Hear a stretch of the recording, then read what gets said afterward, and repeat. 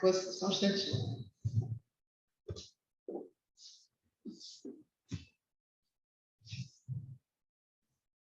Vamos parar um instante. Para um instante a aula. Não, eu vou parar aqui.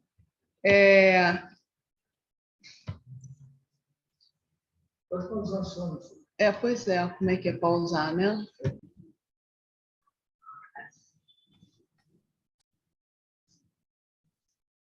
Boa noite, então, a todas e todos. Quero dar as boas-vindas. É um enorme prazer começar aqui a Cátedra de Imagens. E nós estamos aqui com a presença do nosso querido titular da cátedra, né? O nosso catedrático da cátedra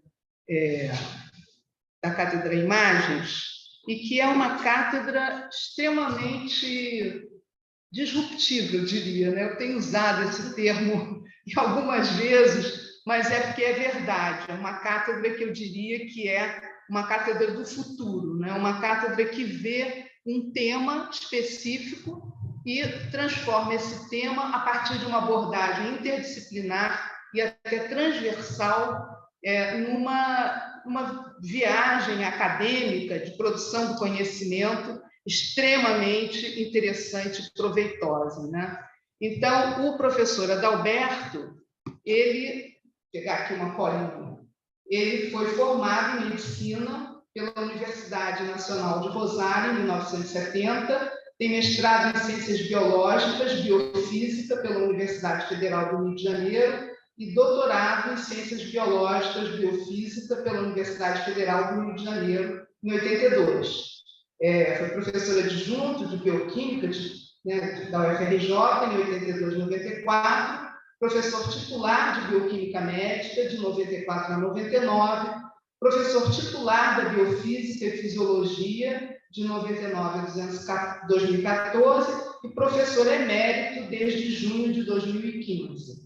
Foi coordenador da área de Ciências Biológicas 2, da CAPES, de 2005 a 2011, e se desempenhou novamente nessa função desde setembro de 2014 até fevereiro de 2018. Foi diretor científico do Programa de Oncobiologia da UFRJ entre 2013 e 2016, e desde 2013 é diretor do CENABIO da Universidade Federal do Rio de Janeiro, Centro Nacional de Biologia Estrutural e Bioimagem e Núcleo de Biologia Estrutural e Bioimagem. Seu campo de interesse científico encontra-se na área da biofísica e fisiologia, com ênfase em biofísica de processos e sistemas.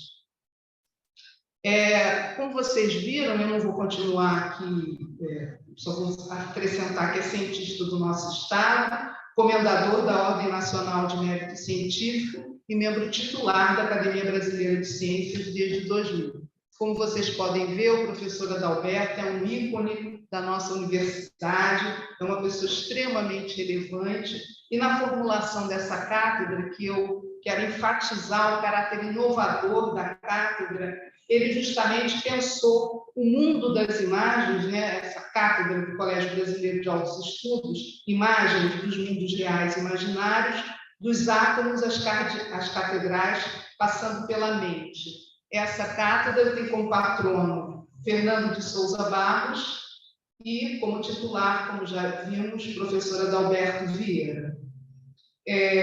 Nesse ciclo de palestras, infelizmente, a professora Denise Pires de Carvalho não pode estar aqui hoje por outro compromisso que atrasou, enfim, ela tinha realmente confirmado, mas essas coisas acontecem na universidade, né?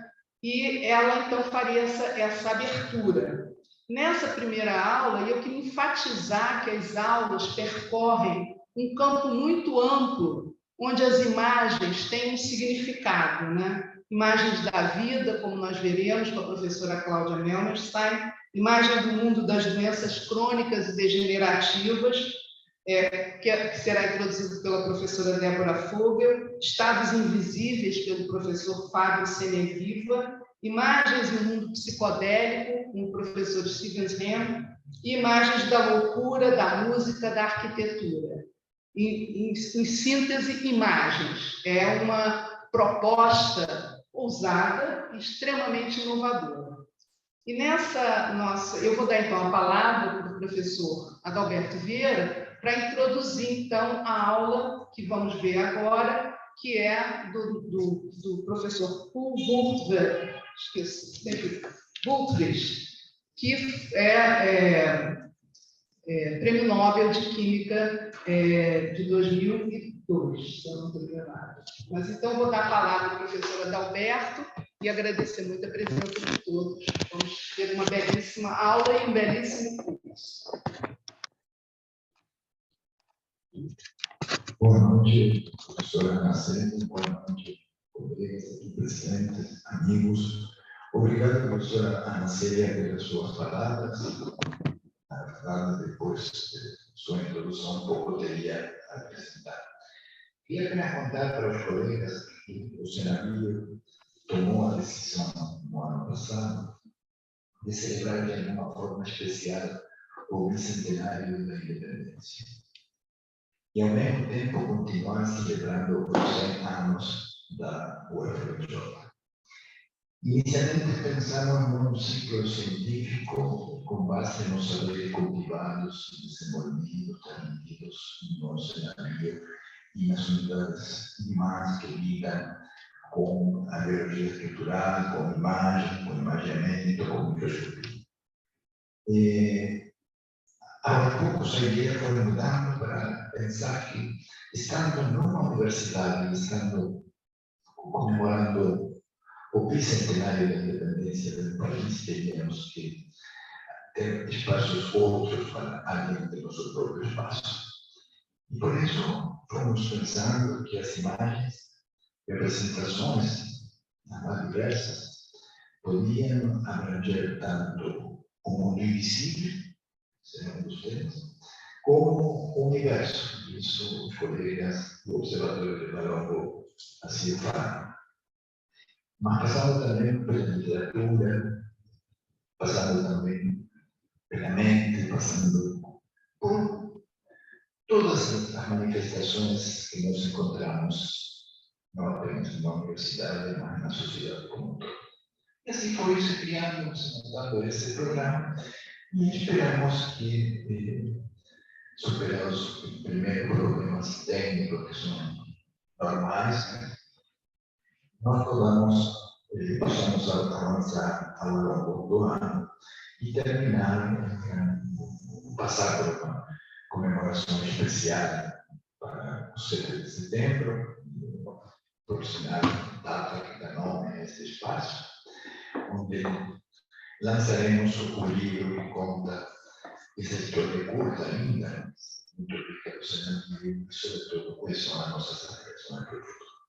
Então, mais uma vez, obrigado a todos, obrigado à professora Anacelia, e vou pedir então para o professor Manuel que nos assista para começar com a palestra do professor. Porque ele foi assim o grande inspirador da ressonância magnética nuclear de macromoléculas no final dos anos 90 aqui na UFRJ, foi o fundador do CENABIO. E o professor Wüthrich foi o professor visitante da UFRJ, continua sendo orientador do programa de pós-graduação Química Biológica e é membro de um dos dois Institutos Nacionais de Ciência e Tecnologia ancorados no CENABIO. Um deles, o Instituto Nacional de Ciência e Tecnologia de Biologia Estrutural, coordenado pelo professor Gerson da Silva, que está presente de maneira remota. E o professor Wüthrich estava escalado para comemorar o centenário da UFRJ em 2020. Foi por causa da pandemia, ele inclusive insistia em ir quando todos os voos estavam cancelados. Deu uma conferência virtual, brilhante como sempre, e ele continua insistindo que está querendo vir. Então, talvez tenhamos uma outra conferência extra ao longo do próximo mês. Queria explicar por quê.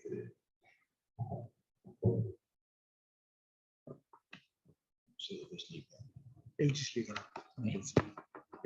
Talk to you today about the historical development of my field of research, which is the use of NMR, nuclear magnetic resonance spectroscopy, in structural biology. NMR has early roots up to World War II, but an NMR spectroscopy experiment was only possible after World War II. So long before these initial NMR experiments, curiosity-driven research led to results that impact our field today. Very important as botanist with the name Mr. Brown in England observed in 1827 that small particles, in this case it was pollen from plants that he inadvertently lost in a beaker with water, that these particles did not sit still on the surface of the water, but moved around, which he observed under the microscope, described in a publication without understanding the background to it. It was only almost 100 years later I took up the observation by Brown and provided a theoretical description of the Brownian motion, which is an essential element today of all our work with biological macromolecules in solution.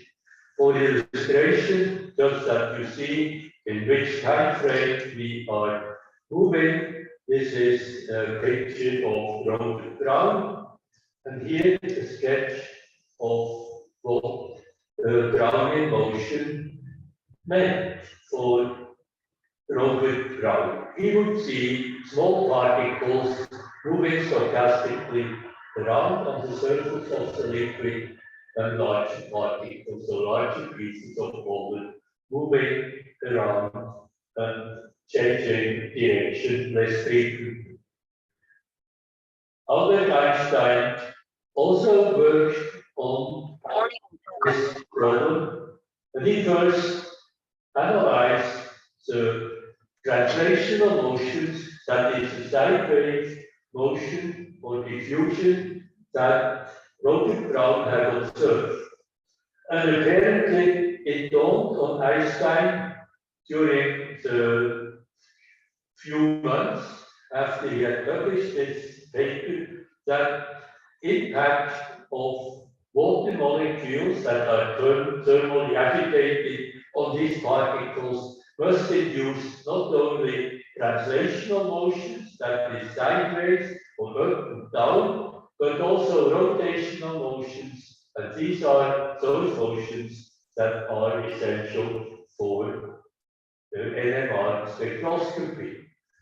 Einstein took this work very seriously, and in the early 1900s, I mean from 1905 to 1910, he mostly lectured about his analysis of Brownian motion. For example, on March 23, 1907, in Bern, there were exactly 20 people listening to him, including himself.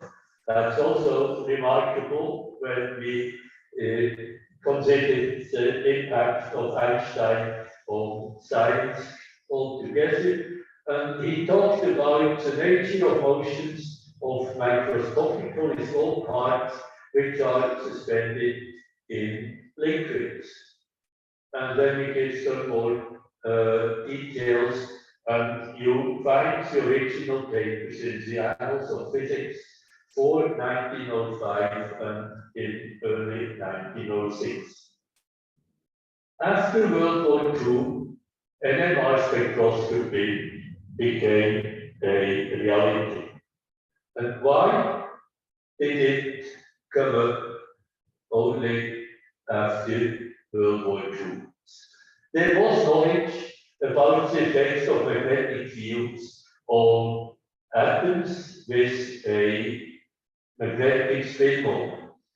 So-called Zeeman splitting was already observed in 1896, and nuclear beam experiments and optical bumping experiments paved the way towards Nmr spectroscopy. However, as I will illustrate with the following slides, it was not possible before World War II to actually perform an Nmr experiment. The reason for this is that during World War II, thousands of scientists worked on the development of devices based on microwave and radio frequency technology that would detect foreign airplanes, so-called radar technology. And these scientists came back after the war into the universities in the United States and immediately developed Nmr spectroscopy.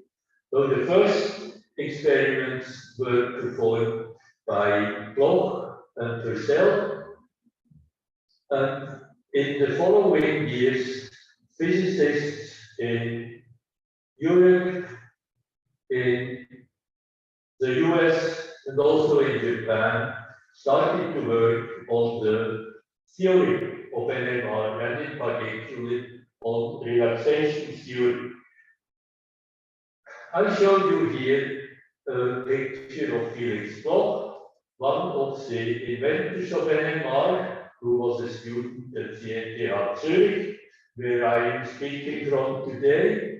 Here you see Edward Purcell, who shared the Nobel Prize 1952 with Bloch for having independently performed an Nmr experiment on the east coast of the United States.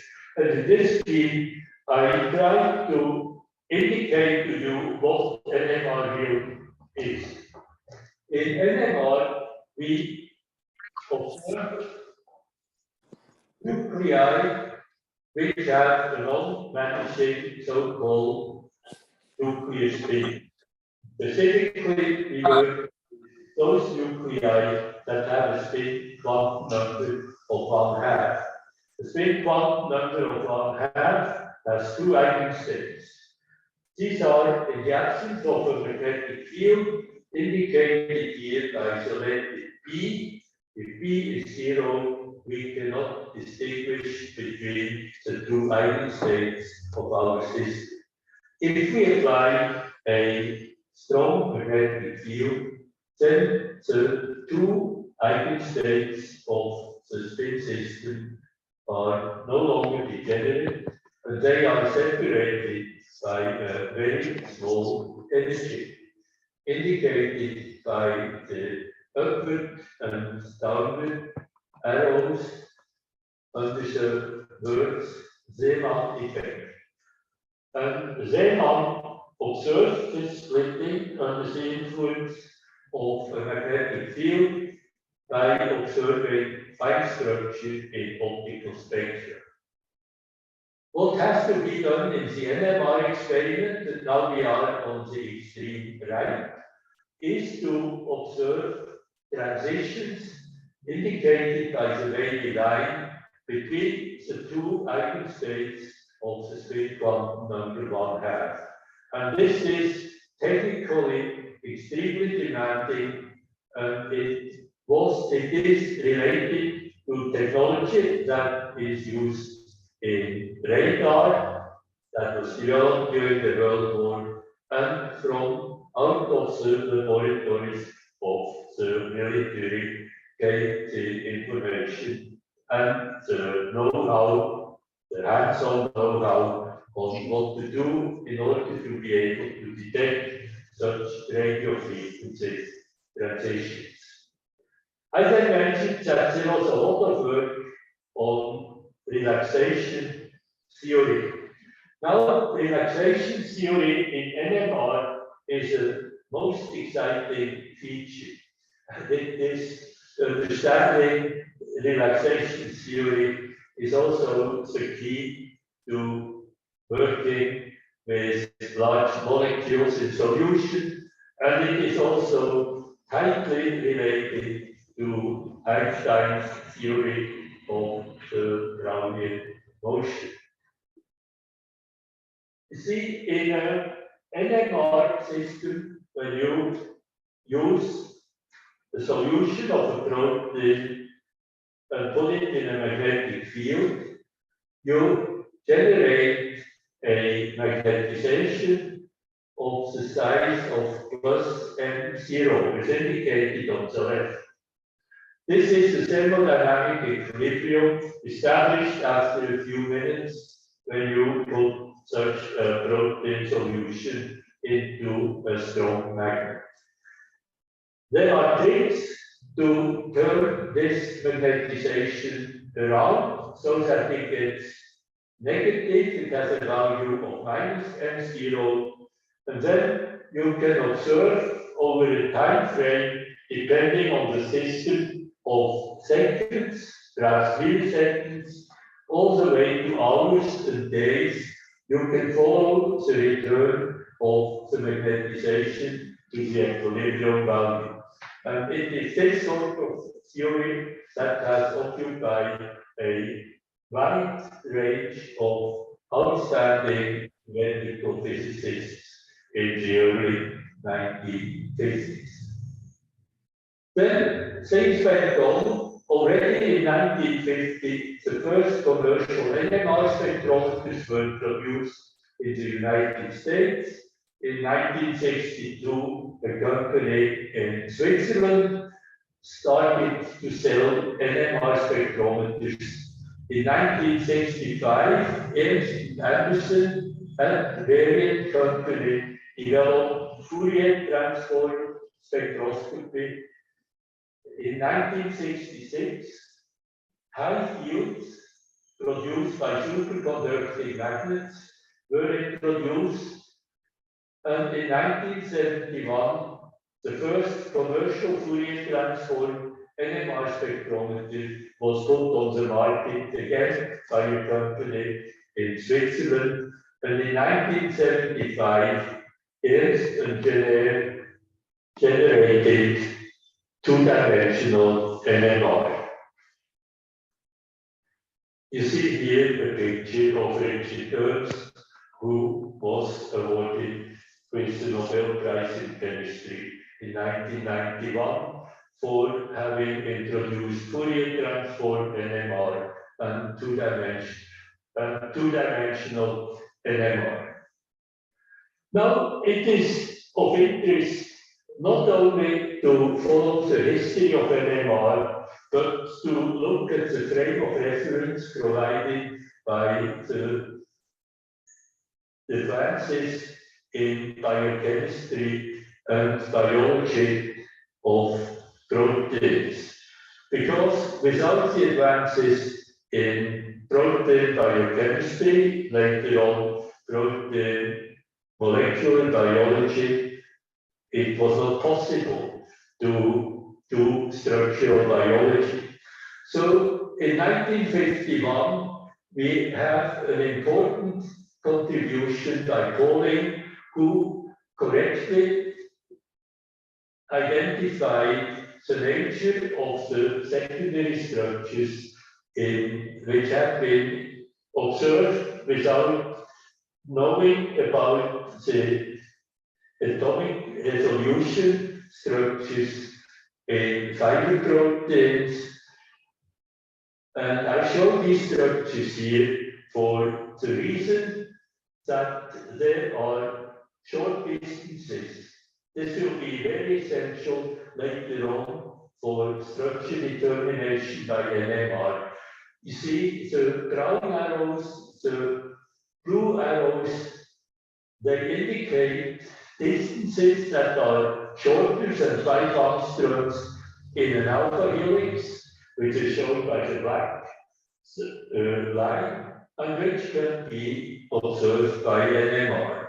Even more striking, in beta sheets, the second type of regular secondary structure, we get short distances between parts of a polypeptide chain that may be far apart in the sequence and therefore also observable by identifying short distances.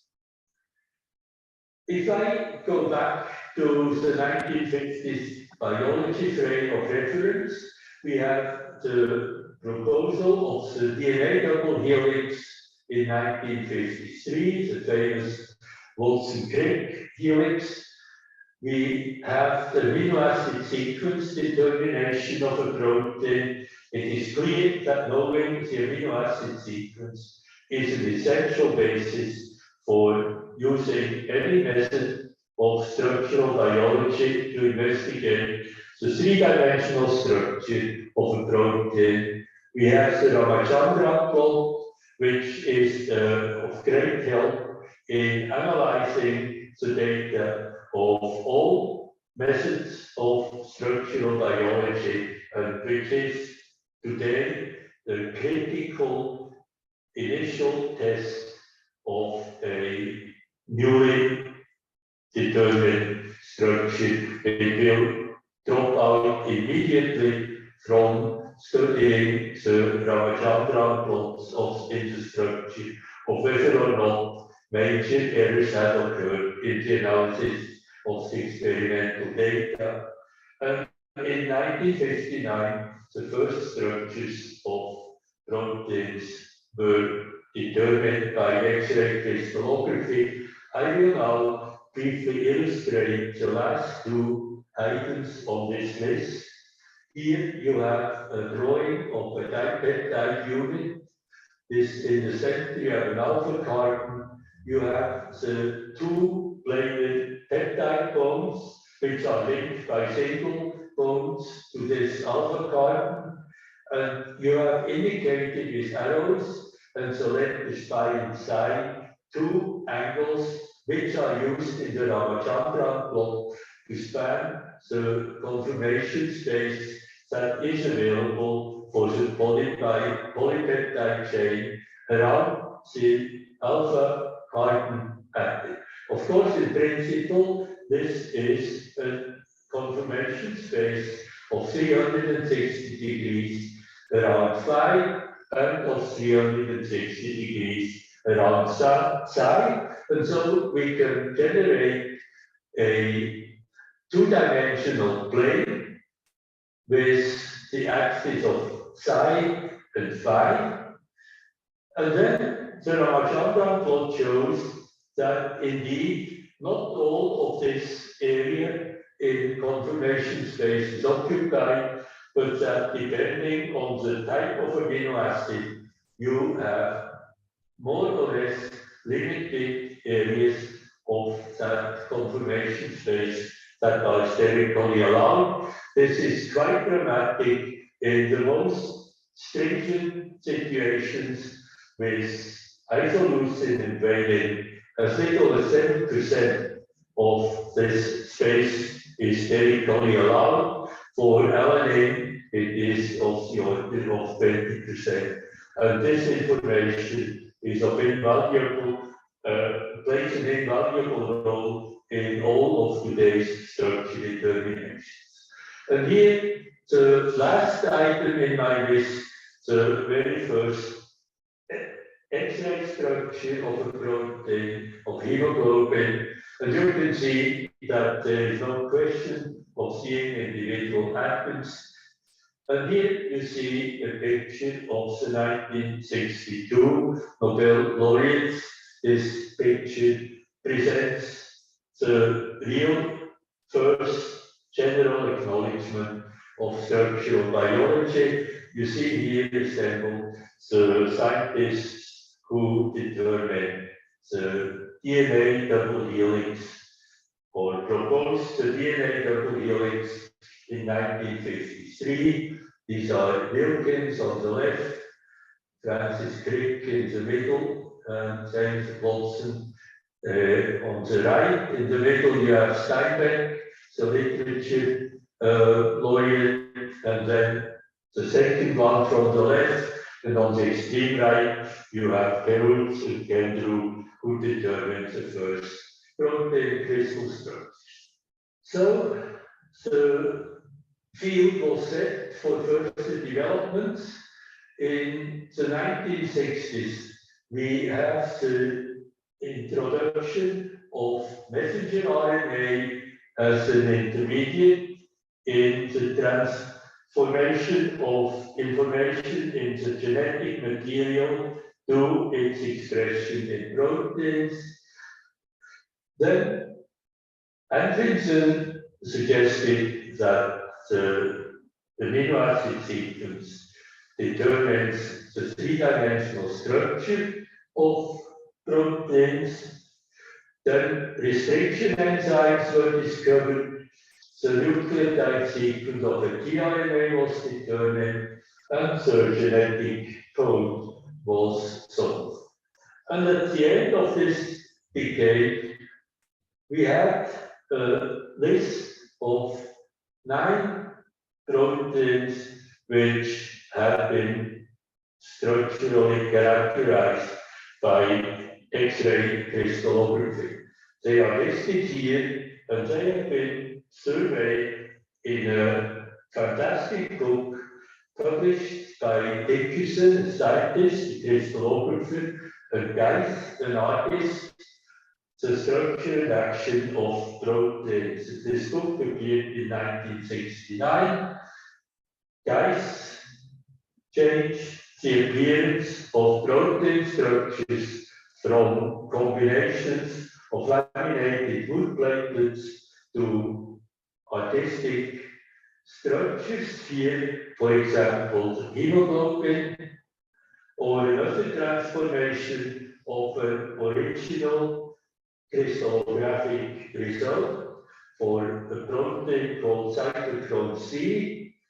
In this picture, these are the X-ray data, and this is the rendition provided by the artist of the same molecule. At that time, in 1969, the early NMR studies of proteins started to bring initial fruits.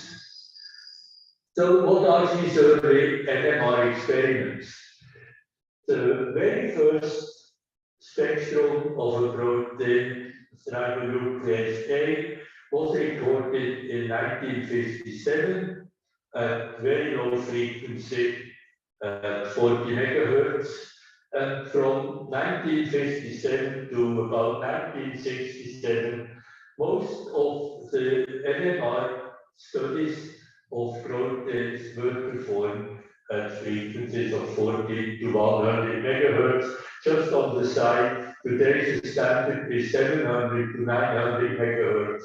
And even today, there is little to be gained from looking at proteins with these low field frequencies. In 1966, the first superconducting magnets were used in NMR spectrometers, and that changed things a lot, because now one had a fair chance to get information out of the spectra recorded of proteins. Now, what are these informations? They are quite basic, but really fundamental to devising later on a method to determine the novel protein structures with NMR spectroscopy. So one could measure random point shifts. One could determine chemical shift dispersion in global proteins. Let me show you what I'm talking about here. Let's start with a simple example. Let's look at water. In water, the NMR spectrum only reflects the two hydrogen atoms, which cannot be distinguished. And so we get a single line. In a protein, we have hundreds, or actually thousands, of nuclei, and each one will give such a line. And it is, of course, essential to be able to observe all these lines individually. However, in a folded protein, that's the upper trace in this slide, you see that there is a lot of overlap between these lines, and only a few lines are well resolved and well separated on the extreme left in this spectrum. If we unfold this protein, then we get a much simpler spectrum that you can see in the lower trace, because now we can no longer distinguish between individual amino acids of the same kind in the polypeptide sequence. And this schematic should illustrate to you what happens here. When we are in a situation where the polypeptide chain is unfolded, which is the picture on the left, then every bit and piece of the polypeptide chain is surrounded by voltage, indicated by the wavy yellow lines. And the position of the NMR lines in a spectrum is determined not only by the chemistry of the compound observed, but also by its environment. When we now fold the protein in a three-dimensional structure, then the voltage is excluded, and individual amino acids have different neighbors. See this here in the simple two-dimensional picture, that each one of the two aromatic rings has a different neighbor. And across from the circle, the position of the long side chain relative to the rings is also different. As a result, in the folded protein, each amino acid residue in the sequence can be individually observed, and this leads to the greatly increased complexity of the spectrum of the folded protein when compared to the random coin spectrum. Now we could, of course, further simplify the spectrum by cutting the polypeptide chain apart, but from the fact that the NMR spectrum is strongly affected by the ways in which the polypeptide chain is folded in three-dimensional space, it is clear that we also lose all the relevant information unless we are able to study in detail the complex spectrum of the protein with its many, many lines. Now, at the end of the 1960s, when the book by Dickerson and Geis appeared, we could run an NMR spectrum. But in the case of hemoglobin, we would also use the same proteins that crystallography had used, because these were the only proteins that were available in sufficient quantities and purity for structural studies. And in hemoglobin, we have more than 4,000 atoms that contribute to the NMR spectrum. And you see that we can distinguish the most 20 lines in the spectrum of my hemoglobin. In another protein, but now I'm talking about, I go back here, I'm now talking about the basis for the chemical shift dispersion in nodular proteins. That can be ring current shifts, or it can be paramagnetic centers in the protein. And what is mentioned here in the middle should be clear by now, since we can distinguish between the spectrum of the folded and the unfolded forms of proteins. NMR is a strong method to study the denaturation and renaturation of proteins, and more generally, protein dynamics. And here you have an example of a protein where both a paramagnetic centers and ring current shifts cause well-resolved lines. But the situation is such that the well-resolved lines on the right and on the left represent less than 30 of the nuclear particles that we observe, whereas the central part contains peaks of more than 400 such atoms that we can observe.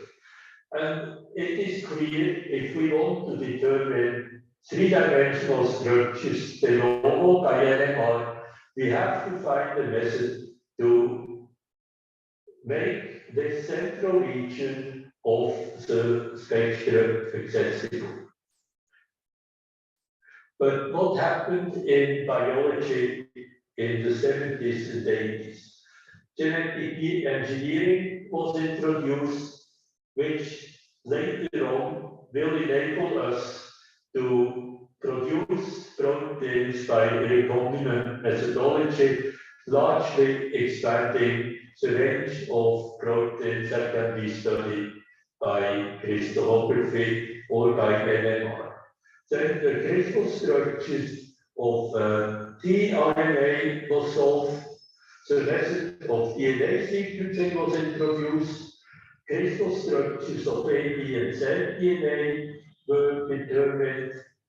Mass spectrometry of proteins was introduced, and polymerase chain reaction was introduced, PCR, and in particular, the gene technology, the sequencing of DNA, mass spectrometry, and PCR set the stage for a very rapid advance of structural biology in the 1990s.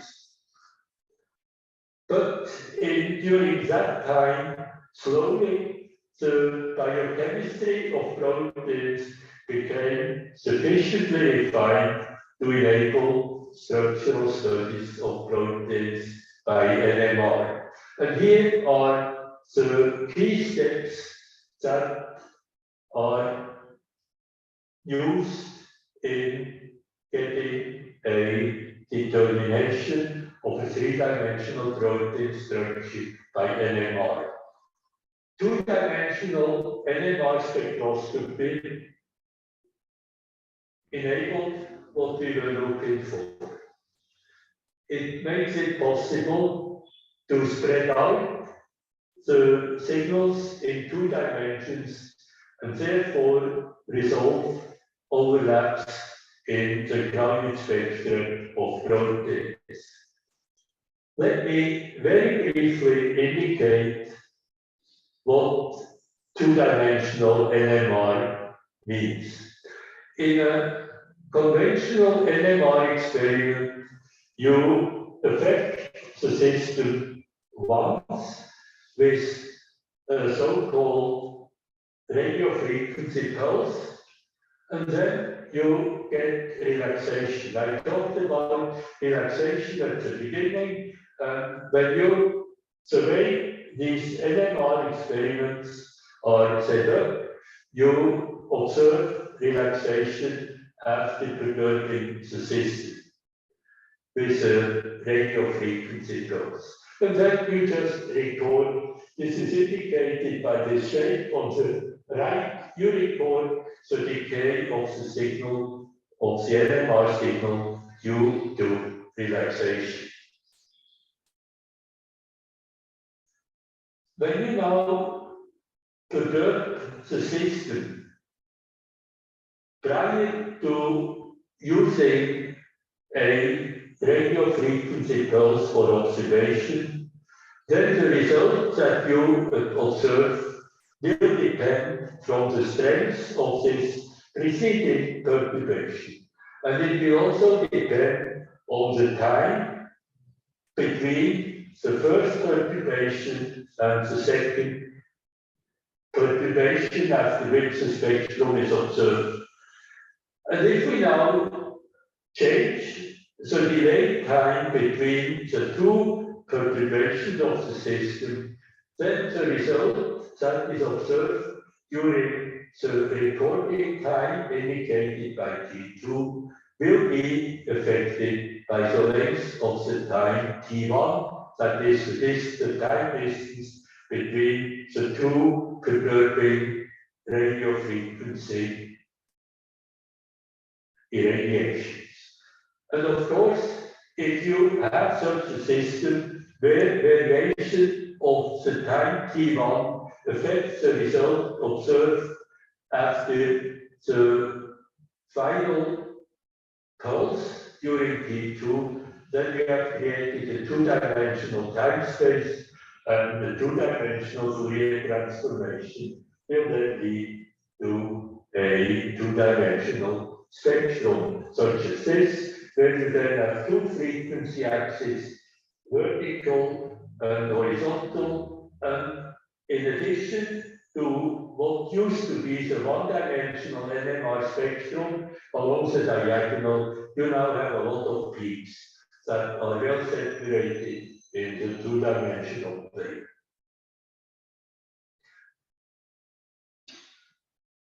The next important basic measurement is to measure proton-proton distances. You see, with the use of two-dimensional spectroscopy, only one problem has been solved, namely the ability to, we have acquired the ability to observe a lot of well-separated signals in the crowded spectrum of the proteins. I talked to you about Brownian motion at the outset of this lecture. I show you this slide again. And under the influence of the Brownian motion, it is impossible to obtain sharp pictures by photography-related methods. The frequency of these motions is at least 10 to the 4 times, 10,000 times faster than what you could pick up with the most expensive cameras. So, in contrast to X-ray crystallography and radioelectron microscopy, where the molecules are held fixed in either in a crystal lattice or in a frozen solution, we have to deal with the fact that we cannot use a photography-related method. And it turned out that measuring distances between atoms, specifically between hydrogen atoms, could do the job, even under the regime of Brownian motion. See, the distance between two atoms, represented by circles in this picture, is the same independent of where we are in the plane. That means it's independent of translational motions, and it is also independent of the orientation of the line that connects, of the direction of the line that connects the two atoms. Unfortunately, among the two-dimensional NMR experiments, there is one that can measure distances between hydrogen atoms, and that is the NOSE spectrum or nuclear overhousing enhancement spectrum. Now, there is an additional very important point to be made here. See, when you record a NMR spectrum in 2 dimensions, you get the diagonal, as we have seen before, and then the resolved peaks in the plane. Now, each peak represents a short distance.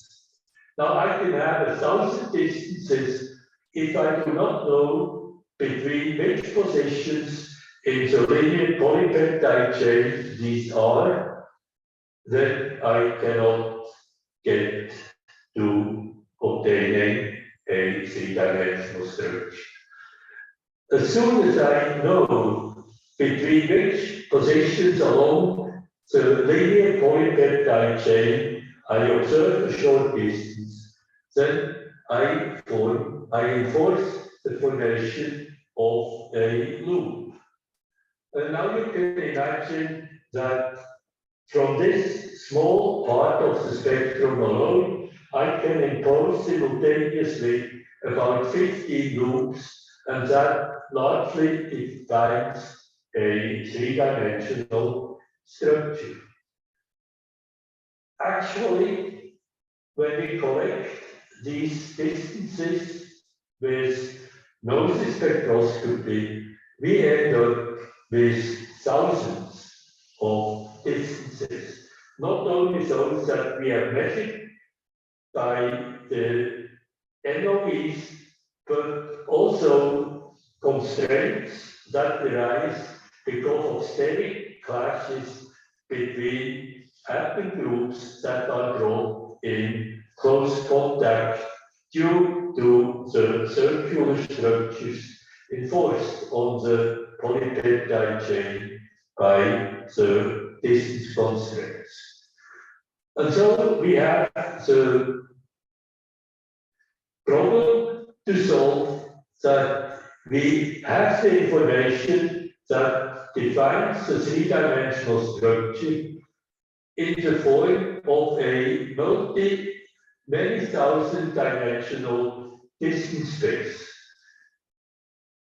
There is a mathematical method, distance geometry, which can be combined with molecular dynamics, which enables us to come from the many-dimensional distance space back to the 3-dimensional space in which we see the protein molecules.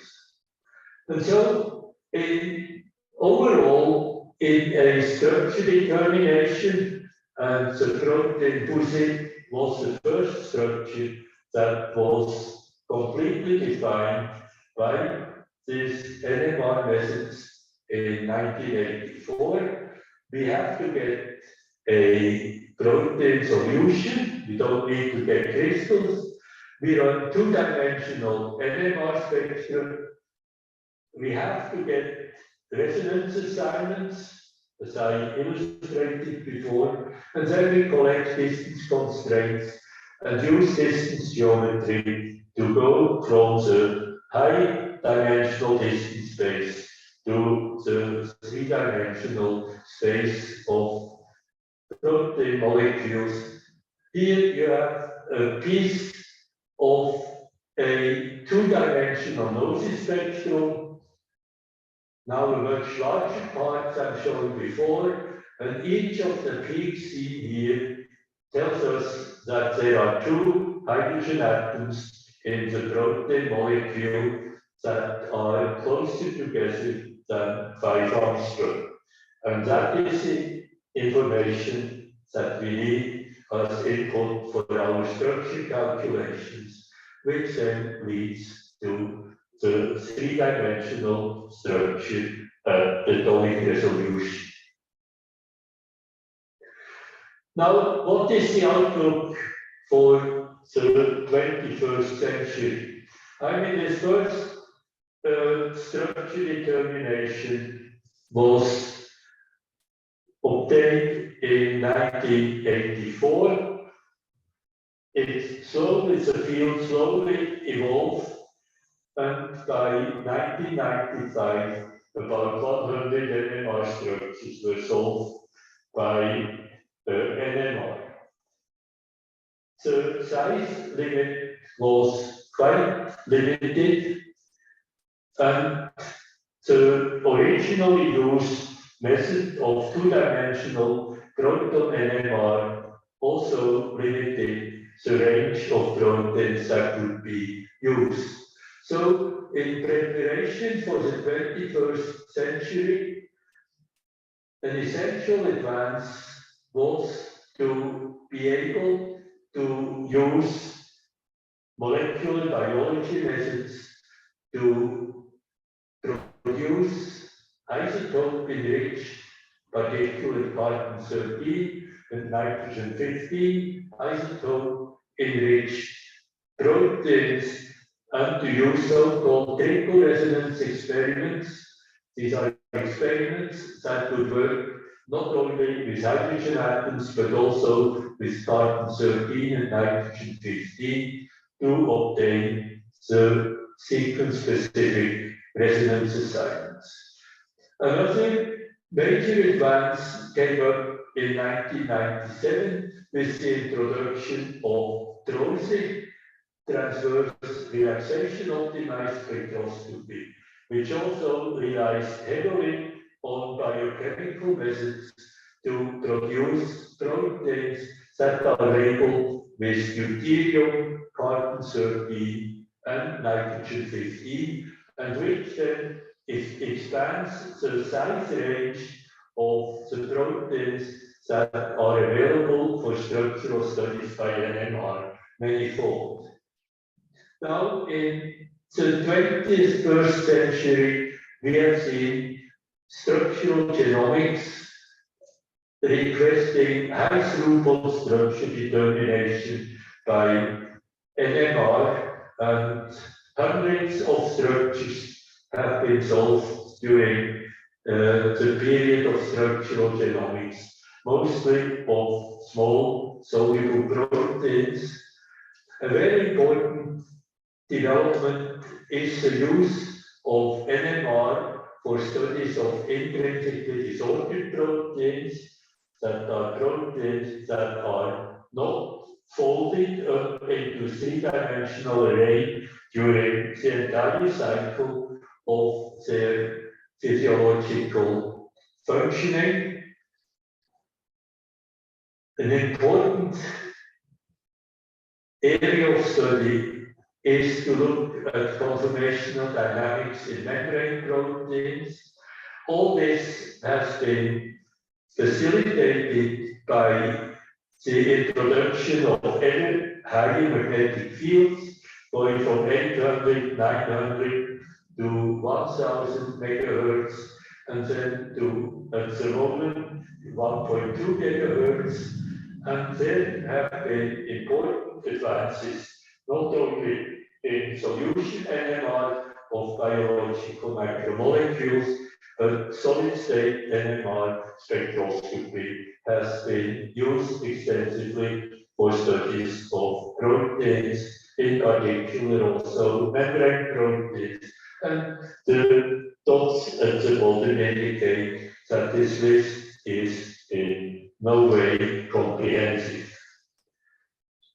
But at the end, I want to show this picture, which shows the shape of the protein busi, which was the first protein for which the structure was solved.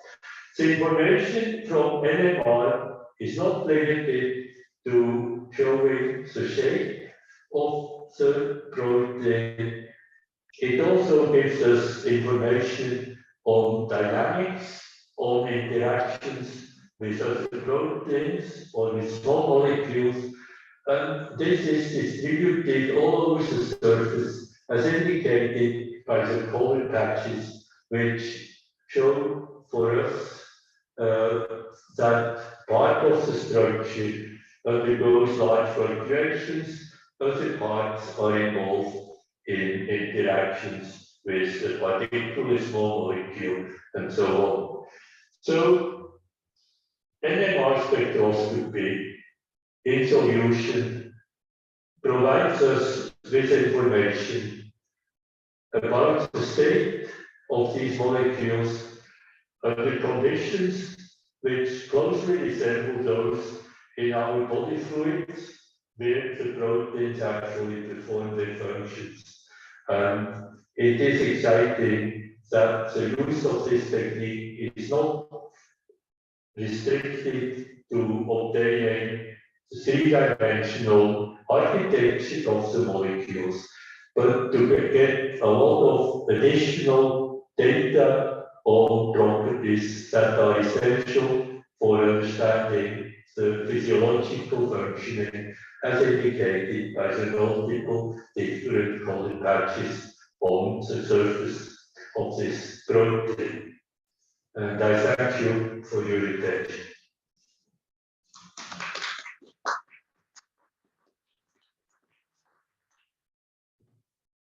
Hi, everybody. It's a pleasure.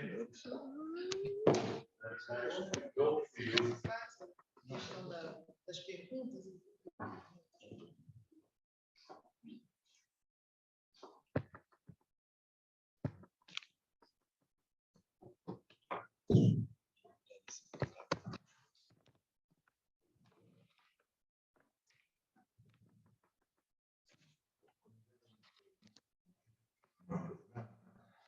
Está prevista perguntas em relação ao assunto apresentado pelo Felicia.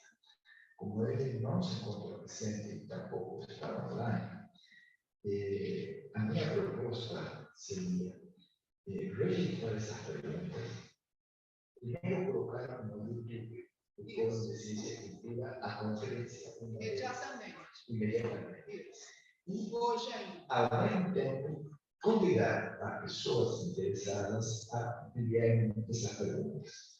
Para aqueles que leram o programa, imagino que a maioria o fez, nós temos um staff de especialistas, uma espécie de editora boa, formado por professores e por estudantes de pós-graduação. As perguntas poderão ser enviadas centralizadas no Colégio Brasileiro de Altos Estudos e nós as processaríamos e poderíamos, na conferência daqui a 15 dias, comentar as perguntas da conferência do professor Manuel, do professor Clark. Então, vamos combinar assim, professora Ana Célia, porque eu acho que isso vai ser enriquecedor, até porque esse ciclo é um ciclo corresponde a uma disciplina. Exatamente. Então, só apenas alguns comentários sobre a conferência. Vocês devem ter percebido esse caminho longo entre os primeiros 40 MHz de 1957 àqueles altos campos que ele mostrou que a entrada na biologia estrutural do século XXI começou a prever inclusive altos campos como aquele de 1,2 GHz. Nós temos um nível. Mas, olhando toda essa trajetória, esses marcos de referência da biologia da segunda metade do século XX, do interesse do início do século XXI, nós podemos ver que imagens ricas a ressonância magnética nuclear são representações, as formas em que os especialistas estão vendo isso. E vocês devem ter percebido o refinamento das estruturas à medida que o tempo passa. Gostaria de exemplificar sobre esse enorme salto de 1957 até os altos campos, que já nos anos de 2013, a UFRJ tomou a decisão de entrar nos altos campos da ressonância magnética nuclear. E resolveu adquirir o primeiro espectrômetro de 900 MHz. Vejam essa distância de 40 a menos de 50 anos. E isso não foi apenas algo que deixou a UFRJ na vanguarda, porque permitiu que, a partir de 2020, a UFRJ fosse a primeira instituição, a única instituição do Hemisfério Sul a ter um método de 900 MHz. E deve ser a única instituição que participou de uma rede mundial liderada pela Universidade de Frankfurt para o estudo da estrutura dos SARS-CoV-2 por ressonância magnética nuclear. Então, estamos vendo. E quando ele menciona a entrada na Nmr de estado sólido, novamente, alguns anos atrás, a UFRJ foi a primeira a entrar com seus equipamentos, ainda não de altos campos. Então, vou encerrar essas palavras antes de passar o encerramento. Perguntar se também ficou claro o que significam esses asterísticos em cima de alguns nomes. O que significa essa letra W que apresenta sobre a grande contribuições? O asterisco significa vencedor do Prêmio Nobel. E a letra W é a letra inicial do sobrenome dele.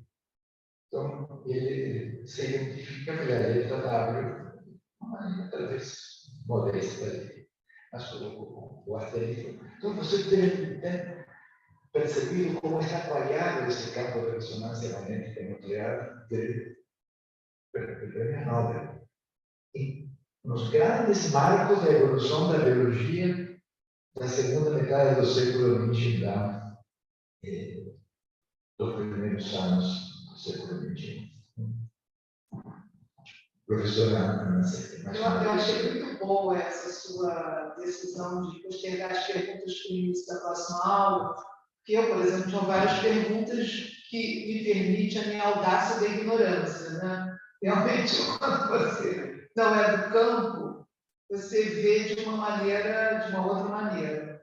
Mas eu também achei que nós devemos imediatamente colocar no YouTube, e eu pedi para fazer uma transcrição, porque eu entendo que essa espécie de história, né, do campo é muito relevante, e eu não tenho certeza se existe, bom, devem existir várias referências bibliográficas, que imagino que os alunos da disciplina tenham interesse em visitar, mas isso é, de fato, uma expressão original que ele coletou desta maneira e que ilustrou com as imagens fascinantes que nós vimos na aula do professor Kurt. Então, acredito que essas duas questões, que imediatamente para o YouTube, para que fique à disposição, e a transcrição imediata, né, que acho que é possível fazer, permite resgatar como matéria da disciplina, para que, eventualmente, alguns alunos que estão inscritos, há um número grande de alunos inscritos, possam ter acesso ao conteúdo dessa aula. Então, eu acho que é isso. E, enfim, imagino que essas duas questões... Deveria ser difundida a informação de que a conferência está no YouTube. Sim, vamos fazer. Podemos fazer isso nas nossas redes, colocar o link da conferência pura. Aquele link que dá acesso à conferência dele, de modo que seja uma conferência permanente. Perfeito. Que a gente possa rever, né, e perguntar questões que estão ali, que me pareceram fascinantes, por exemplo, essa relação com a biologia, a história da biologia, das grandes conquistas ao longo de todo esse tempo. E em todas elas, a ressonância magnética nuclear tem dado contribuições seminais, como o próprio conhecimento como o Prêmio Nobel. Agradeço a presença de todos, a presença que estão, inclusive, de maneira remota, nos acompanhando, e antecipo minha gratidão àqueles que nos acompanham no YouTube. Boa noite. E até daqui a 15 dias.